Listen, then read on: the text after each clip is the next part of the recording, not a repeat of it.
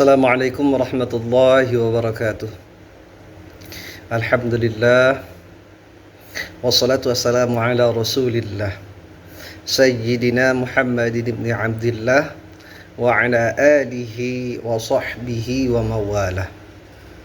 Ashhadu an la ilaha illallah wahdahu la syarika lah wa ashhadu anna sayyidina Muhammadan abduhu wa rasuluh la nabiyya ba'dah.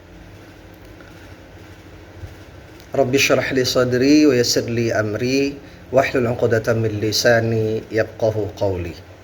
Shadaqallahu maulana al-azim.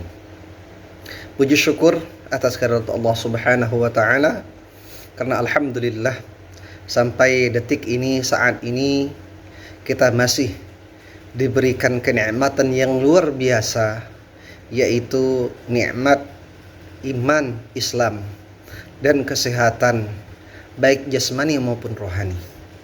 Kemudian salat berangkaikan salam kita kirimkan kepada junjungan kita, pujaan hati kita, Nabi Muhammad sallallahu alaihi wasallam, dengan ucapan Allahumma shalli ala sayyidina Muhammad wa ala ali sayyidina Muhammad. Saudaraku yang beriman, yang seiman dan satu seperjuangan, ada satu ibadah yang sangat luar biasa, yang bahkan ibadah ini para malaikat pun tidak bisa untuk melaksanakannya. Ibadah ini adalah satu-satunya ibadah yang dianugerahkan Allah Subhanahu wa taala kepada Nabi Muhammad dan umatnya, di mana apabila dikerjakan setiap hari ibadah ini, maka ketika yang melaksanakannya meninggal dunia, maka tatkala dia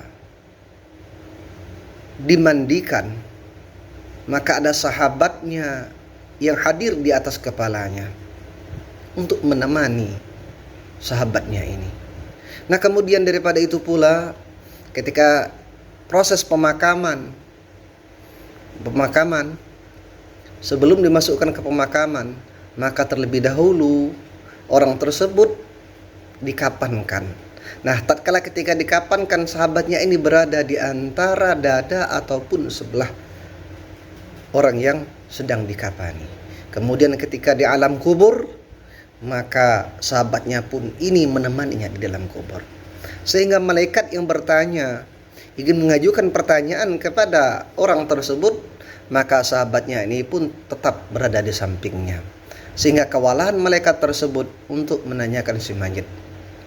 Kata sahabatnya yang menemaninya di alam kubur tersebut, dia berkata, aku tetap menemani sahabatku ini sampai pada akhirnya dia dimasukkan oleh Allah Subhanahu wa taala ke dalam surganya. Bagi engkau para malaikat ingin melaksanakan tugasmu, silakan, namun aku tetap tidak mau berpisah dengan orang ini. Nah, apakah itu ibadah tersebut? Tiada lain dan tiada bukan adalah membaca Al-Quran.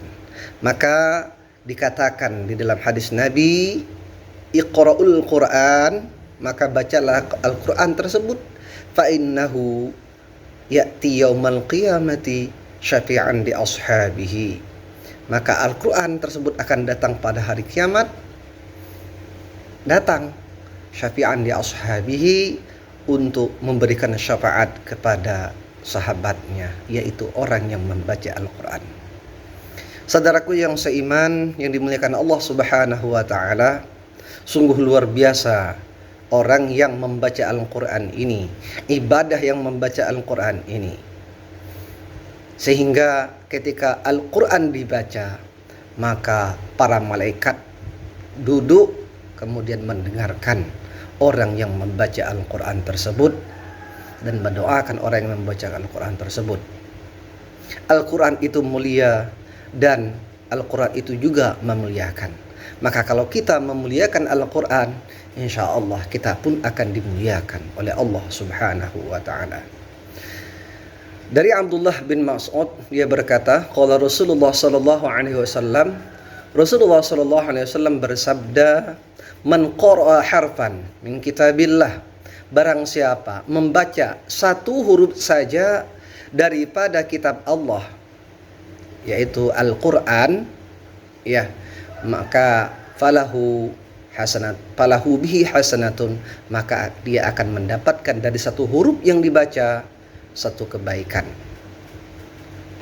Wal hasanatu bi asyri amsalihha, dan satu kebaikan tersebut akan dilipat gandakan oleh Allah menjadi 10 kebaikan. La aqulu alif lam mim harfun. Aku tidak mengatakan, kata Rasulullah, alif lam mim itu satu huruf. Walakin alifun harfun, walamun harfun, wa mimun harfun. Alif itu satu huruf, lam itu satu huruf, dan mim itu satu huruf. Alif, lam, mim itu 3 huruf, berarti 3 kebaikan. Nah, kalau kita membaca lebih daripada itu, ya kalikan saja. Contoh, alif, lam, mim, dzalikal kitabu la raiba fihi hudal lil muttaqin. Nah, itu sudah berapa huruf? Ya, maka kita kalikan saja dengan 10 kebaikan. Itu pahala ataupun kebaikan yang dianugerahkan kepada orang yang membaca Al-Quran di luar sholat. Bagaimanakah kalau di dalam sholat? Maka Allah melipat gandakan sampai 1000 kali lipat dan berlipat-lipat. Nah, ibadah ini adalah merupakan ibadah yang sangat luar biasa, apalagi kita kerjakan di dalam bulan suci Ramadan. Semoga Allah Subhanahu wa taala memberikan kekuatan, keikhlasan, kemampuan dan kepada kita semua sehingga kita dapat membaca Al-Quran, menghatamkan Al-Quran, dan menjadikan Al-Quran menjadi pedoman bagi hidup kita.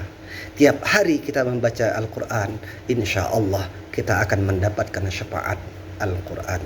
Mungkin sekian dari saya, dari kami. Lebih dan kurang mohon maaf. Yang benar datangnya dari Allah Subhanahu wa taala, yang salah dari pribadi kami sendiri, mohon ampun kepada Allah Subhanahu wa taala, dan mudah-mudahan kita diberikan kekuatan keikhlasan untuk membaca Al-Quran. Wallahul muwaffiq ila aqwamit thariq. Wassalamualaikum warahmatullahi wabarakatuh.